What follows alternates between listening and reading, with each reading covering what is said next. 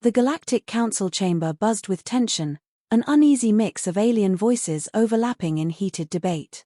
Diplomats from 100 worlds argued, their expressions ranging from fear to outright rage. Holodisplays flickered, broadcasting urgent distress calls from outer colonies. The crisis was unprecedented. The reason? Humanity. 4 centuries, the Council had governed interstellar diplomacy with absolute authority. Every species, upon achieving spaceflight, was swiftly integrated into the Grand Order. Some resisted at first, but all eventually yielded to treaties, trade agreements, and diplomatic accords. It was the way things had always been. Until now. Humans had defied expectation from the moment they were discovered. At first, they seemed primitive, divided nations, inefficient governments, and a chaotic society prone to war. Yet within a single century, they had expanded into deep space, mastered FTL travel, and developed military capabilities rivaling the Council's strongest fleets.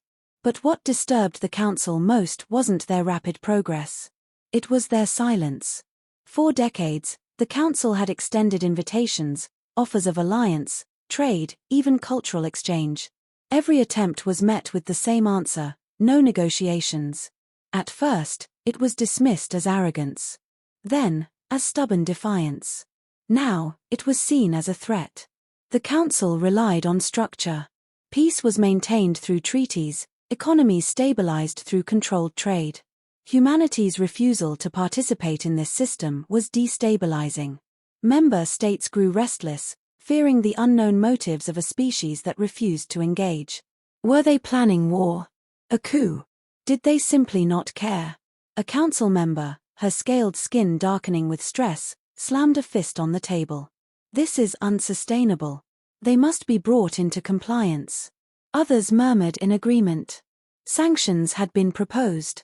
Covert operations had failed. There were whispers of military intervention, but no one dared speak them aloud. Humanity had never initiated aggression, but no one wanted to find out what would happen if they did. Desperation set in. A final delegation was assembled, a group of high-ranking envoys, tasked with delivering an ultimatum. They would travel to Earth, demand an audience, and force negotiations before the situation spiraled further out of control. As their vessel departed, a nervous silence fell over the chamber. For the first time in recorded history, the Galactic Council faced an opponent they couldn't predict. An enemy that made no demands, issued no threats, yet wielded power simply by refusing to play the game. No one knew what humanity truly wanted. And that terrified them more than anything. The delegation's ship arrived in Earth's orbit, broadcasting a priority transmission. A formal request for negotiations, marked urgent. Silence. They repeated the transmission. Hours passed. More silence. The delegation exchanged uneasy glances. No species had ever ignored the Council. Even the most rebellious civilizations had, at the very least, acknowledged their presence. But here, nothing. No response, no rejection. Just absence. They sent another message. A brief reply finally came through. A simple, automated response. No negotiations. Confusion turned to frustration. The delegation initiated secondary contact methods, diplomatic backchannels, private corporate liaisons, even black market informants. Every attempt was ignored. Some messages were read but not answered. Others never even registered a recipient. It was as if humanity existed in a separate, untouchable sphere. Probes were deployed, discreetly gathering intelligence. They vanished without a trace. No debris, no distress signals, just gone. The Council's most advanced surveillance systems, designed to infiltrate even the most secure networks, returned nothing. It was impossible. Meanwhile, human space remained active. Civilian vessels moved freely, orbital industries thrived, and military fleets patrolled in disciplined silence. Yet no one reacted to the delegation's presence. It was as if they didn't exist. The delegation's frustration turned to unease. Every other species sought the Council's favor, eager for trade and protection. Humanity, however, behaved as if the Council was irrelevant. Their civilization operated without reliance on interstellar alliances. Their economy flourished without external trade agreements. Their security was upheld without treaties. The realization settled in like a cold weight. The Council wasn't dealing with a species refusing diplomacy out of arrogance. Humanity simply didn't need them. A squadron of human warships drifted past, close enough to be seen, yet far enough to be non-threatening. Their formation was precise, controlled. They weren't here to attack. They were here to be seen. A silent reminder. The delegation had arrived expecting defiance, arrogance, or demands. Instead, they found a quiet, unnerving certainty. Humanity had no interest in diplomacy because they had no reason to negotiate.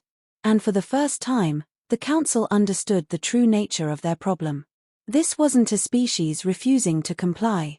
This was a species that had already won. The delegation returned to the Council in silence, their failure evident. No explanations were needed. Every envoy carried the same realization: humanity was beyond their influence. The response from the Council was immediate and chaotic. Some demanded retaliation, insisting humanity's defiance was a threat to galactic order. Others argued that forcing them into compliance could backfire. There was no consensus, only growing fear. Rumors spread like wildfire. Some claimed humans were developing technology far beyond anything the Council could counter. Others whispered that humanity had formed alliances with rogue factions in secret, orchestrating a slow, quiet coup. None of it could be confirmed. That was the real issue: no one knew anything. Panic turned to desperation. Economic pressure was attempted first. The Council imposed trade restrictions, cutting off access to rare resources. The result? Nothing. Humanity's supply chains barely wavered. Within weeks, human industries adapted, replaced imports, and even undercut Council-controlled markets with their own alternatives. Next came military posturing. Fleets were positioned near human territories, warnings issued, veiled threats exchanged. Humanity responded by doing absolutely nothing. No counterfleet was mobilized, no aggressive action taken. And yet, for every warship the Council stationed, a corresponding human vessel simply appeared nearby, waiting, watching. Not challenging. Not intimidated. Just present. Then, the blockade. Council forces moved to cut off key human trade routes, expecting economic turmoil, diplomatic backlash, anything. Instead, humans rerouted their supply lines through unexplored sectors, utilizing hidden infrastructure no one had even known existed. The blockade collapsed in weeks, a logistical failure that humiliated the Council more than any battle could have. That's when they intercepted the message. A single human transmission, decoded after weeks of effort. "We don't need you. You need us." It wasn't a threat. It wasn't a declaration of war. It was a statement of fact. The Council had spent centuries believing they controlled the galaxy. Humanity had just proven that belief was an illusion. And as factions within the Council began breaking away, seeking independent deals with Earth, one thing became clear. The Council wasn't debating how to contain humanity anymore. They were debating how to survive without them. The Council fractured. Quietly at first, minor factions reaching out to humanity in secret, desperate to secure independent agreements.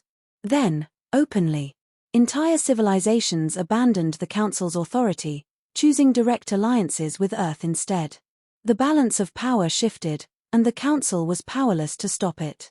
For centuries, their influence had been absolute. Treaties dictated the course of entire star systems. Diplomacy decided wars before they began. Their authority was law. Now, they were watching it unravel, not through conflict, but through irrelevance. Humanity had never waged war, never issued demands, never sought dominance. They had simply continued forward, unbothered, while the Council collapsed under its own weight.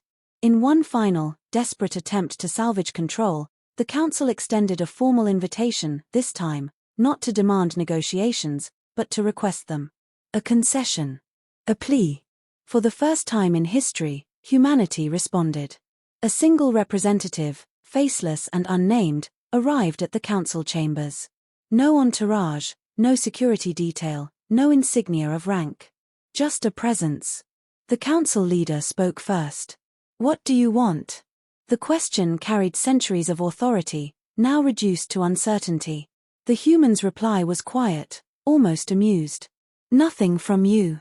That was the moment it became undeniable. Humanity had won not through war, not through politics, but by proving they had never needed the council in the first place. As the human departed, the council chamber remained silent. No arguments, no debates. Just the weight of realization. The age of the Galactic Council had ended. And humanity had never even asked for it to happen.